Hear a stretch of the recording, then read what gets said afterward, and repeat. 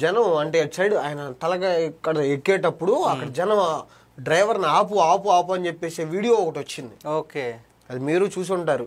అట్లా just corner లో వచ్చింది, ఆ వీడియో కార్నర్ లో వచ్చింది. సో అది ఏదో ఏదో రాయో ఏదో పడిందనో అని వీళ్ళు సృష్టించారు. బట్ అది ఏంటంటే నిజం పడింది అయితే నిజం, ఖచ్చితంగా నిజం. అది ఏ వీడియో అని అంటే ఎలా సృష్టిస్తారు అది నాకు తెలియదు.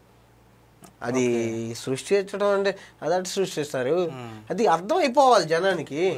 సరే నువ్వు చెప్పేదండి, మీరు ఒక మనిషి, నేను ఒక మనిషి, జనరల్ మనిషి. మీరు యాంకర్, నేను గెస్ట్ ని. మీకు నాకు తెలీదు దాని గురించి. ఓకే, ఎస్పీ గారికి తెలియాలి కదా ఏ వీడియోని. ఎస్పీ గారు ప్రెస్ మీట్ పెట్టారు కదా. సరే అట్లా అనుకున్నా ఎస్పీ గారు మొన్న ప్రెస్ మీట్ పెట్టి దీని గురించి మాట్లాడారు. అంతకుముందు 4 రోజుల క్రితం ఒకలా మాట్లాడారు. అంటే ఆ రోజు వేరే స్కార్పియో కింద పడింది, దాని కింద కాదు అని అన్నాడు. ఈ వీడియో వచ్చినాక దీని కిందే పడ్డాడు, 5గురిని ముద్దాయి ఇట్లా వాటి మీద కేసు ఫైల్ చేస్తున్నాం అని చెప్పేసి చెప్పాడు. అది నిజం కాకపోతే ఎస్పీ గారు ఎందుకు అలా చెప్పారు? ఎస్పీ గారికి తెలియకుండా ఉంటుందా వీడియో?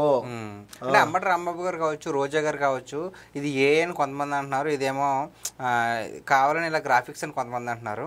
అంటే జనాలు ఏమంటున్నారంటే నిజంగా ఏ అంటున్నారు కదా అంబటి రాంబాబు గారు, ఒకసారి మీ వీడియోని అలా చేయించండి, ఒకసారి మీరు ఉన్నట్టుగా ఒకసారి వీడియో చేయించండి, అప్పుడు మేము ఏ నమ్ముతాం అంటున్నారు. దానికి ఏమంటారు? అంబటి రాంబాబు గారు ఏ కాడికి తప్పించాలి, ఇది మంది కాదు తప్పు అని తప్పించాలి అని చూసుకుంటున్నాడు. తప్పండి. ఒక మనిషి చనిపోయారండి, అది మీ పార్టీ కార్యకర్తేనండి, అది మీరు చూడండి. ఇప్పుడు టీడీపీ వాళ్ళు, జనసేన వాళ్ళు, వాళ్ళ సంగతి పక్కన పెట్టండి. చనిపోయింది ఒక సాధారణ మనిషి, సాధారణ రైతు. ఆయన చనిపోతే మనం అలా మాట్లాడకూడదు.